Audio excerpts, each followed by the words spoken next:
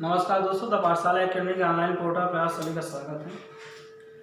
कल की क्लास में 9th क्लास का हमने सिलेबस डिस्कशन किया। उसके बाद पहला चैप्टर नंबर सिस्टम के बारे में पढ़ा।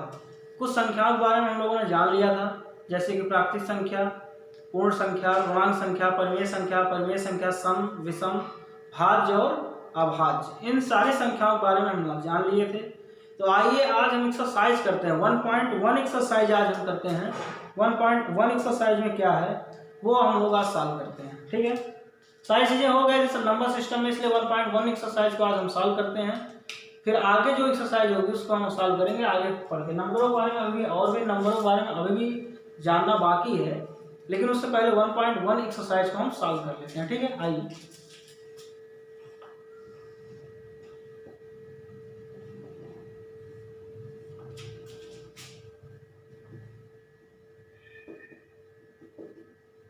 क्वेश्चन नंबर फर्स्ट, एक्सरसाइज 1.1 का क्वेश्चन नंबर फर्स्ट ये कह रहा, क्या कह रहा है? क्या शून्य एक परिमेय संख्या है? क्या शून्य एक परिमेय संख्या है?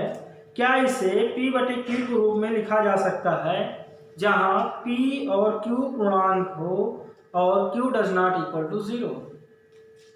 क्वेश्चन नंबर पहला ये कह रहा है कि क्या 0 एक परिमेय संख्या है? क्या इसे p/q के रूप में लिखा जा सकता है, जहां p और q पूर्णांक हैं और q does not equal to 0 है? क्वेश्चन नंबर पहला क्या कह रहा है? 0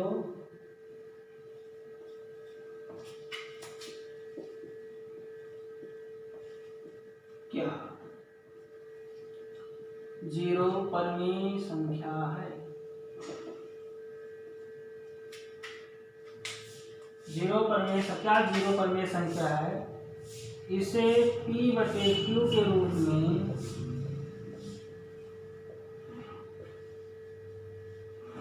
लिखा जा सकता है, जहां p और q पूर्णांक हो, क्या हो? पूर्णांक हो तथा q does not equal to 0 है।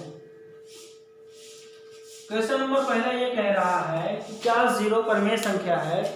क्या इसे p/q के रूप में लिखा जा सकता है, जहां p और q एक पूर्णांक है और q does not equal to 0 है? तो सॉल्व करेंगे। सॉल्व करने का तरीका ये है कि पहले हम वहां करेंगे, इसका जब हम सॉल्व करेंगे सॉल्यूशन लेंगे,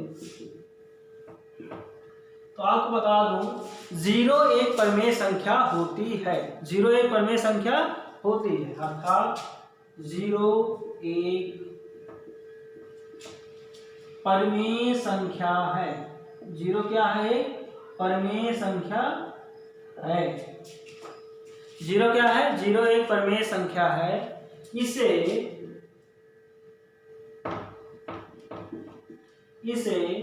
p/q के रूप में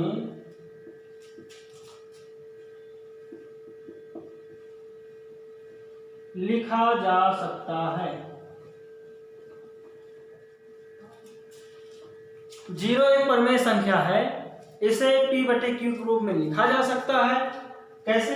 एग्जाम्पल देखिए, मान लिया ये लिखा हुआ 0/1।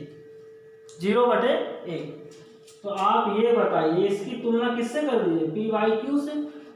p/q से आप इसकी तुलना कर देंगे। जब p/q से आप इसकी तुलना करेंगे तो p की वैल्यू 0 और q की वैल्यू कितनी हो जाएगी? 1 हो जाएगी। तो क्या हो जाएगा? p की वैल्यू 0 और q की वैल्यू कितनी हो गई? 1। क्या ये हमारी कंडीशन को फॉलो करता है? बिल्कुल करता है। p और q पूर्णांक संख्या क्या होती है?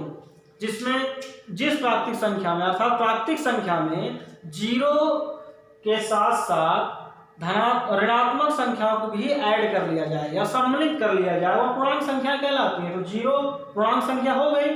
एक हमारा एक प्राकृतिक संख्या अर्थात ये पूर्णांक संख्या भी है, तो अर्थात p और q एक पूर्णांक संख्या हो गई। q does not equal to 0 है क्योंकि q की वैल्यू 1 है, q does not equal to 0 हो गया। तो ये हमारे सारे कंडीशन को, परिमेय संख्या वाली सारी कंडीशन को अगर ये फॉलो करता है, ये इस पर लागू हो रहा है। तो आप ये बताइए 0 एक परिमेय संख्या हुई कि नहीं हुई? बिल्कुल हुई। तो अर्थात हाँ 0 एक परिमेय संख्या है। 0 एक परिमेय संख्या है। हाँ, 0 एक परिमेय संख्या है, इसे p/q के रूप में लिखा जा सकता है। एग्जाम्पल के तौर पर 0/1 और एग्जाम्पल ले सकते हैं 0/2, 0/5, 0/11 एक्सेट्रा।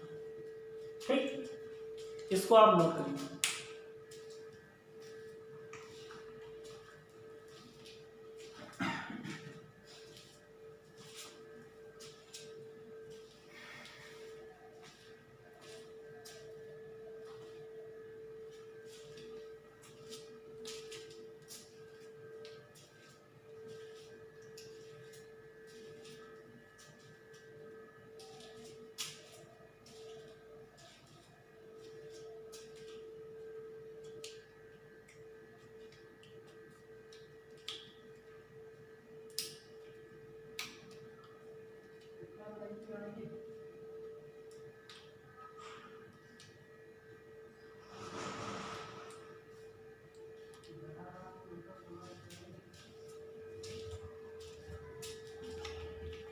नोट हो गया होगा, तो इसको मिटाते हैं।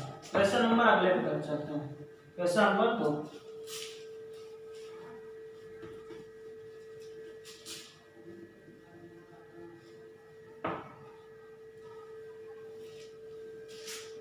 क्वेश्चन नंबर 2 क्या कह रहा है? क्वेश्चन नंबर 2 ये कह रहा है कि 3 और 4 के बीच में 6 परिमेय संख्याएं ज्ञात कीजिए। क्या कह रहा है? क्वेश्चन नंबर 2 कह रहा है 3 और 4 के बीच 6 परिमेय संख्याएं, क्या 6 परिमेय संख्या ज्ञात कीजिए। देखिए एक फार्मूला होता है, यहाँ पे नोट करके लिख लीजिए। आर और यस के बीच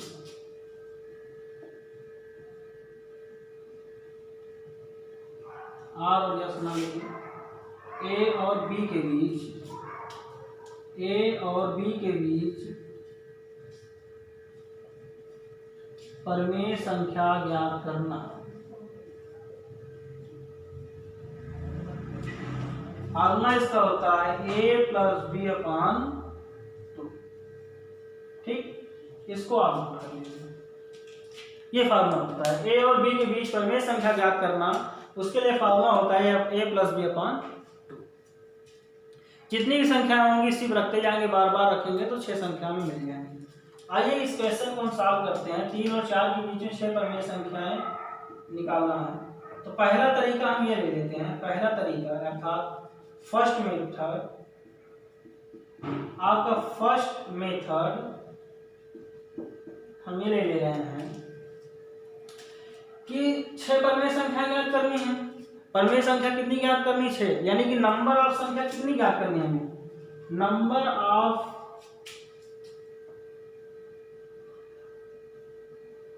नंबर ऑफ रेशनल नंबर, अर्थात परिमेय संख्या कितनी ज्ञात करनी? 6। यहाँ कुल परिमेय संख्या कितनी ज्ञात करनी है? 6। तो हमारे नंबर ऑफ संख्या कितनी हो गई? n। तो हम एक ज्यादा लेकर करते हैं, यानी कि n+1 टाइप में। तो 6+1 हम इन सब का हर कितना बना लें? 7 के बराबर बना लें, अर्थात 6 से बड़ी। देखिए जितनी परिमेय संख्या ज्ञात करनी होती है ना, उससे ज्यादा कोई भी संख्या लेके हम उस परिमेय संख्या ज्ञात करने का तरीका खोजते हैं। ठीक है, तो हमें 6 परिमेय संख्या ज्ञात करनी है, तो 6 से बड़ी या इसके अलावा कोई 6 से बड़ी होनी चाहिए, 6 से छोटी नहीं। तो 6 से बड़ी कोई भी संख्या हम लेके ज्ञात कर सकते हैं। तो हम 7 ले लिए हैं, इसके निकटतम मान में उससे थोड़ा सा बड़ा, यानी 7 को लेकर हम इसके परिमेय संख्या ज्ञात करेंगे। हर को 7 बनाएंगे, 3 है और ये 4, इनके बीच में हमें क्या ज्ञात करनी है? 6 संख्याएं ज्ञात करनी है। 3 हमने लिख दिया, हमने 7 नीचे।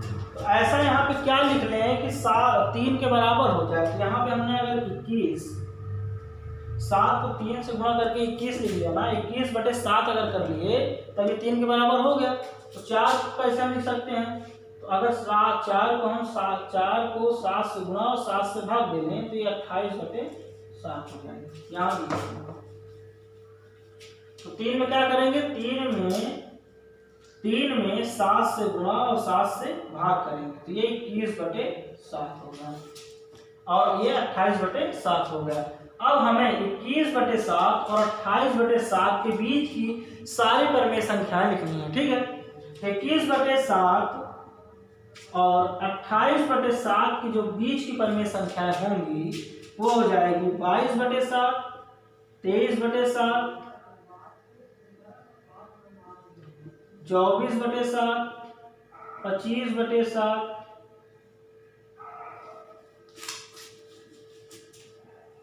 21/7, 22/7, 23/7, 24/7, 25/7, 26/7, 27/7 और ये लास्ट में 28/7।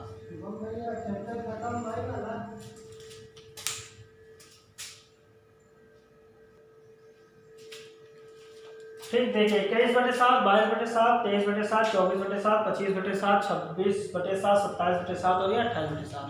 यानी कि 21/7 और 28/7 के बीच में हमारी 6 परिमेय संख्या कौन कौन सी होगी, 22/7, 23/7, 24/7, 25/7, 26/7 और 27/7 हो गई हैं। ठीक है,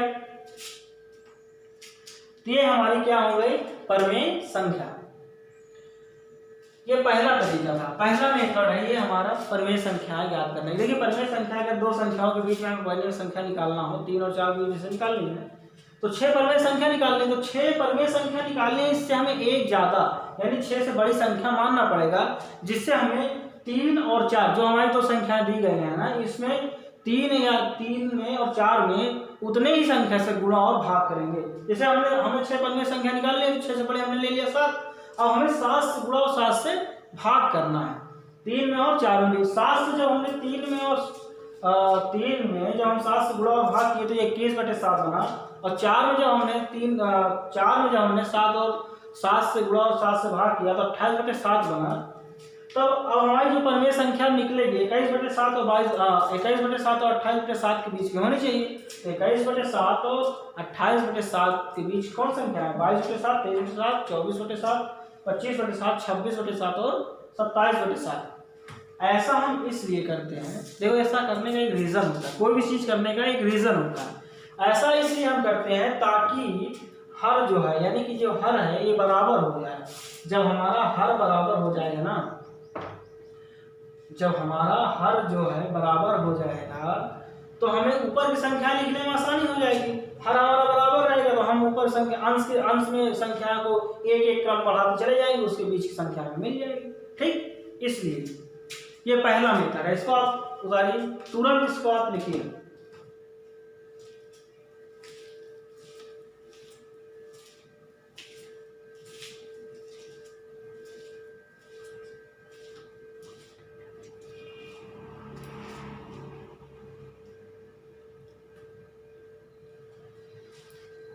नोट कर लिया होंगे। दूसरा मेथड देखिए, इसी परिमेय संख्या का दूसरा मेथड कि इसी क्वेश्चन यानी कि इसी क्वेश्चन को हम दूसरे और तरीके से कैसे किया जा सकता है।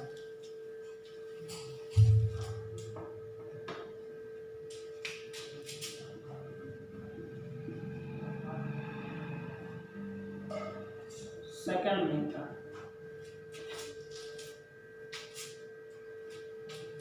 क्या सेकंड मेथड, ये 3 व 4 के बीच के हमें क्या निकालनी है, 6 परिमेय संख्या निकालनी है।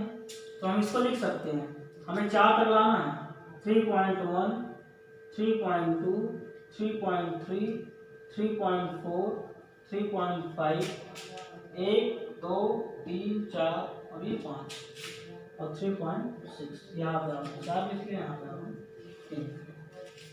इनके 3 और 4 के बीच की यही 6 परिमेय संख्याएं हैं। ठीक, ये 6 परिमेय संख्या। आंसर नहीं मिलेगा, आप कहेंगे आंसर नहीं मिलेगा, सही परिमेय संख्या। परिमेय संख्या को आप कई प्रकार से लिख सकते हैं, इसलिए परिमेय संख्याएं होंगी।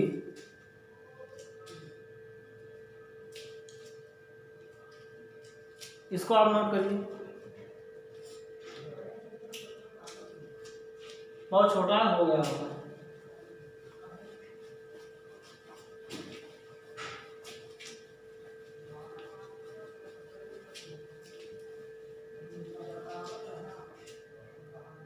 क्वेश्चन नंबर 3,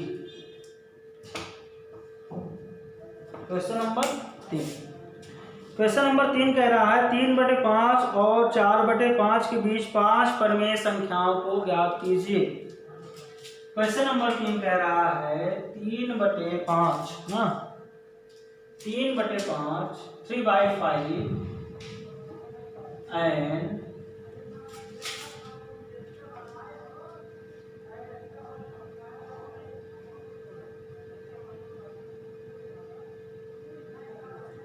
3/5 and 4/5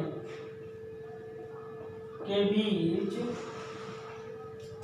5 परिमेय संख्या लिखिए, परिमेय संख्या ज्ञात कीजिए।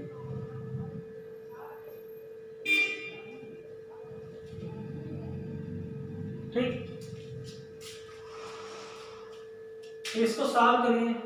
2 तरीके हमारे पास हैं, तो इसमें हमने कोई भी तरीका लगा लेना है। 3/5 व 4/5 इसके बीच हमें कितनी संख्या ज्ञात करनी है? परिमेय संख्या 5 परिमेय संख्या है, तो इससे बड़े हम 6 ले सकते हैं। तो हम 6 से गुणा और 6 से भाग कर सकते हैं, 6 से गुणा और 6 से भाग कर सकते हैं, वो भी हमारा आ सकता है। जितना हम सीधा से सीधा कर सके उतना सीधा सीधा हो सकता है। 6 से गुणा और 6 से भाग कर सकते हैं। तो पहला मेथड तो हम ये देख लें, फर्स्ट मेथड में हम ये देख लें,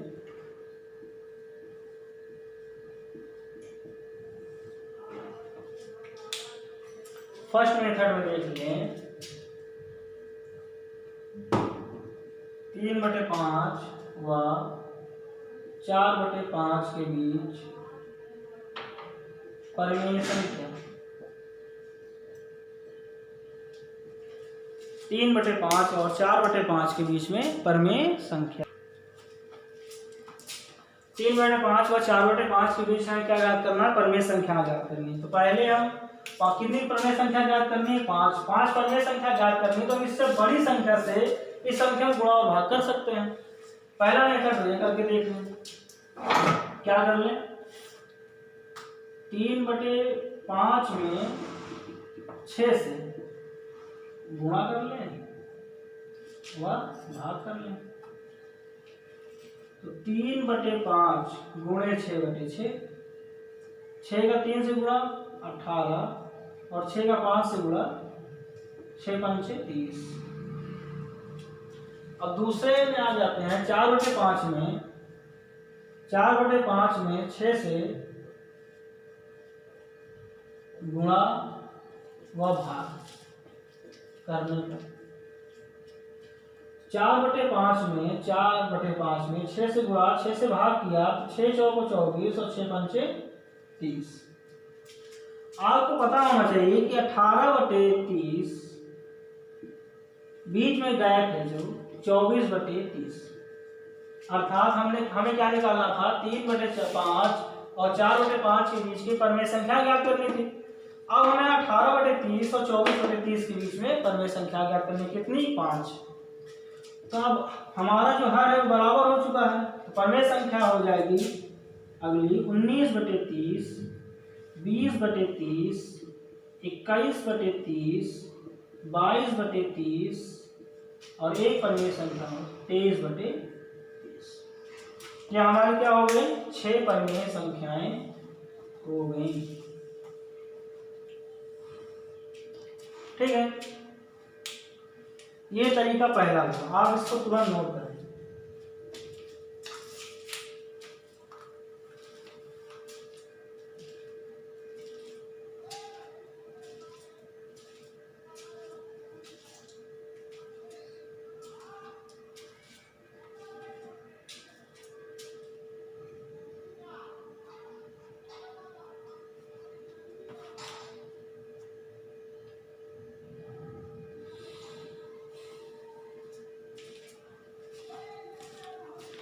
नोट हो गया होगा?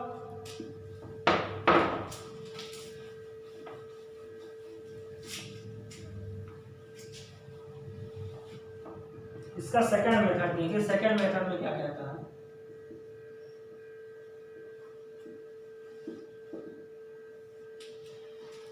3/5 लिखा हुआ है और 4/5 लिखा हुआ है। इसको हम दशमलव बदल लें। अगर 3/5 को दशमलव लिखेंगे तो कितना लिखेंगे, 0.6 व 0.4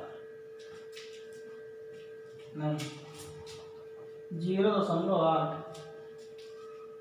कैसे 0.6 और 0.8 है, तो इसको एक बार रफ करके देख लेते हैं। 3/5 लिखा हुआ है, अर्थात 5 से 3 में क्या लेना है, भाग। 5 से 3 भाग जाएगा नहीं, क्योंकि 3 छोटा है 5 बड़ा है। हमने लगा लिया दशमलव, दशमलव लगाया 0 बड़ा है, 5 छक्का 30, कितना हो गया, ये आ गया कितना, 0.6। अब 4/5 हमें इसको दशमलव में चेंज करना है, तो 5 से भाग देना है किसमें, 4 में। 4 छोटा है किससे, 5 में, इस 5 से, इसलिए 5 से भाग जाएगा नहीं। दशमलव लगाया, 0 बढ़ाया, 5 है 40, ये 40 किया कैंसिल, तो ये कितना आ गया, 0.8। ठीक है, ये तरीका होता है दशमलव में चेंज करने का। हर से अंश में भाग दे देने के बाद दशमलव, भिन्न संख्या दशमलव में चेंज हो जाती है। अब 0.6 और 0.8 के बीच में जो परिमेय संख्याएं होंगी वो इस प्रकार होंगी। 0.6 व 0.8 के बीच 5 परिमेय संख्या,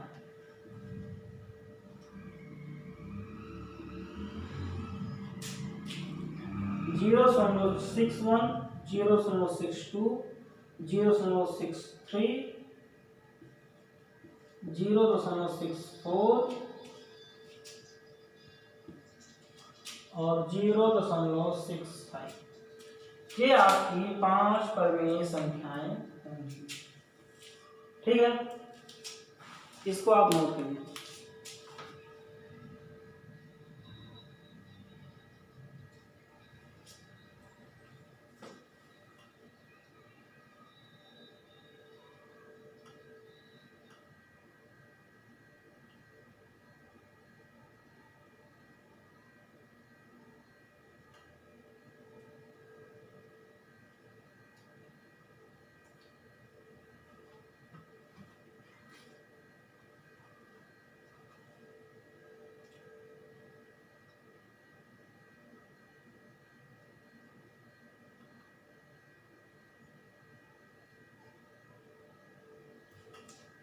नोट हो गया होगा।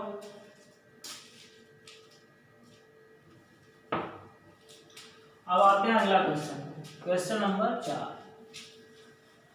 इस एक्सरसाइज का लास्ट क्वेश्चन। इस एक्सरसाइज का कौन सा क्वेश्चन, लास्ट क्वेश्चन। क्या है क्वेश्चन, कह रहा है नीचे दिए गए कथन सत्य हैं या असत्य हैं, कारण के साथ अपने उत्तर देना है। यानी कि नीचे जो दिए गए हैं 3 क्वेश्चन दिए गए हैं, क्वेश्चन नंबर 4 में 3 क्वेश्चन दिए गए हैं, 1 2 3 करके।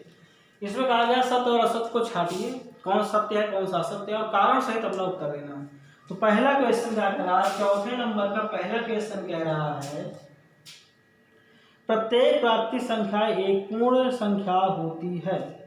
क्वेश्चन कह रहा है प्रत्येक प्राकृत संख्या एक पूर्ण संख्या होती है।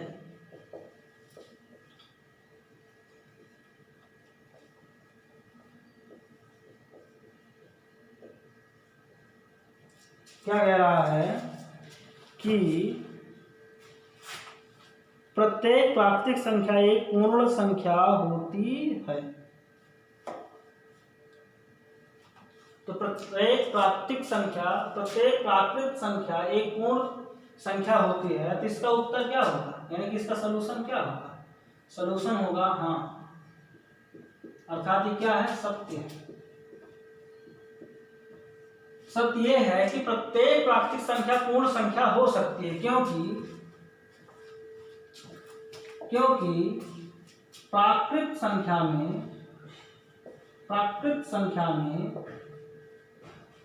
कौन संख्या में, प्राकृत संख्या में 0 को सम्मिलित कर लेने के बाद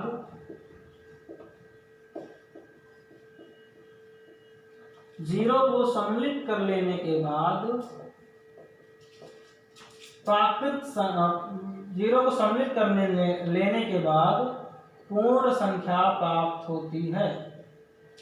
कौन संख्या प्राप्त होती है? पूर्ण संख्या प्राप्त होती है। किसको सम्मिलित कर लेने के बाद? 0। किसमें? प्राकृतिक संख्या में। क्वेश्चन चौथे का पहला ये कह रहा है, क्या प्रत्येक प्राकृतिक संख्या पूर्ण संख्या होती है? तो इसका आंसर है यस। प्रत्येक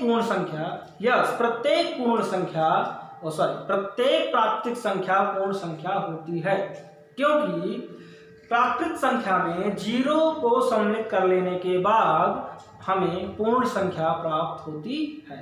ठीक है, ये यस और नो पे है। क्वेश्चन नंबर दूसरा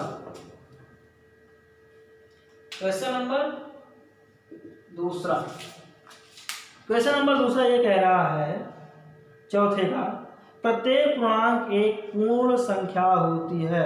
तो आप क्या बता सकते हैं? कल मैंने पूर्ण संख्या, पूर्णांक संख्या बताया, क्या प्राकृतिक संख्या बताया, क्या ऐसा हो सकता है कि प्रत्येक पूर्णांक एक पूर्ण संख्या होगी? ऐसा हो सकता है? ऐसा हो सकता है? नहीं हो सकता भाई। कैसे हो सकता है? क्वेश्चन ये कह रहा है, प्रत्येक पूर्णांक संख्या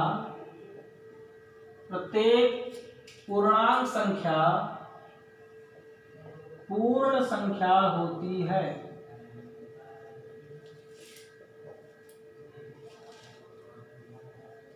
ठीक, इसका सलूशन होगा नहीं, यानी कि ये असत्य है। क्यों असत्य है? क्योंकि पूर्ण संख्या ऋणात्मक नहीं होती है।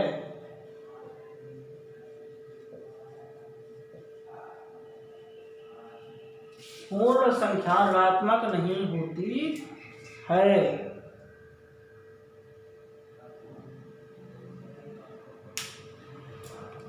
प्रत्येक पूर्णांक संख्या पूर्ण संख्या हो सकती है, गलत है। प्रत्येक पूर्णांक संख्या पूर्ण संख्या नहीं हो सकती, क्योंकि पूर्णांक संख्या वह होती है, क्या डेफिनेशन क्या होती है कि प्राकृतिक संख्या में 0 के साथ यदि ऋणात्मक भी ऐड कर लिया जाए तो पूर्णांक संख्या होगी। और पूर्ण संख्या क्या होती है? केवल 0, प्राकृतिक संख्या में केवल 0 ऐड कर लिया जाए। तो आप ये बताइए कि पूर्ण संख्या में क्या निगेटिव संख्या आती है? नहीं। तो अर्थात पूर्ण संख्या निगेटिव संख्या नहीं होती है, इसलिए पूर्णांक पूर्ण संख्या नहीं होगी। हाँ, प्रत्येक पूर्ण संख्या पूर्णांक हो सकता है, लेकिन प्रत्येक पूर्णांक पूर्ण संख्या नहीं हो सकता है। ठीक है, क्वेश्चन नंबर चौथे का तीसरा, प्रत्येक परमेय संख्या एक पूर्ण संख्या होती है। प्रत्येक परमेय संख्या एक पूर्ण संख्या होती है।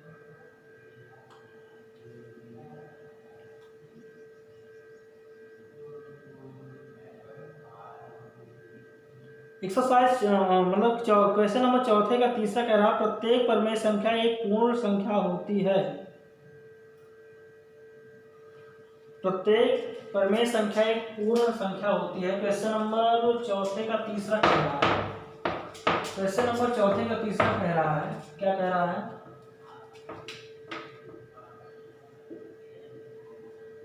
प्रत्येक परमेय संख्या पूर्ण संख्या होती है। पूर्ण संख्या होती है, तो ये गलत है। इसका सलूशन करेंगे। प्रत्येक परिमेय संख्या पूर्ण संख्या होती है, ये कह रहा है, तो ये गलत है, असत्य है। ऐसा नहीं हो सकता है, असत्य है। परिमेय संख्या पूर्ण संख्या नहीं हो सकती है, क्योंकि परिमेय संख्याएं क्योंकि परिमेय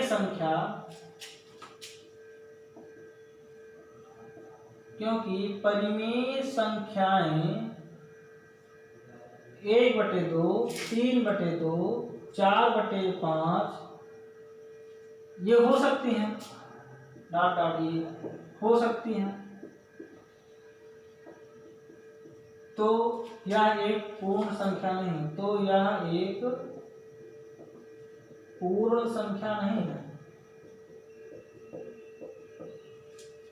कुछ परिमेय संख्याएं मान लीजिए अगर 5 लिखा है, 4 लिखा है, 2 लिखा हुआ है, तो ये परिमेय संख्या पूर्ण संख्या तो हो सकती है, लेकिन जो भिन्न में लिखी हुई होंगी अगर उस परिमेय होंगी तो कहाँ पे वो पूर्ण संख्या होगी। पूर्ण संख्या मतलब होता है पूरा पूरा होना, 1/2 आधा संख्या, ये पूर्ण नहीं है। पूर्ण का मतलब होता है पूरा पूरा संख्या का होना। तो अर्थात प्रत्येक परिमेय संख्या पूर्ण संख्या नहीं हो सकती। हाँ, कुछ परिमेय संख्या पूर्ण संख्याएं हो सकती हैं। जैसे सभी पूर्ण संख्याएं परिमेय संख्याएं हो सकती हैं, लेकिन सभी परिमेय संख्या पूर्ण संख्या नहीं हो सकती। एकदम ध्यान से इस चीज को बात रखना, इस बात को एकदम ध्यान रखना सही से।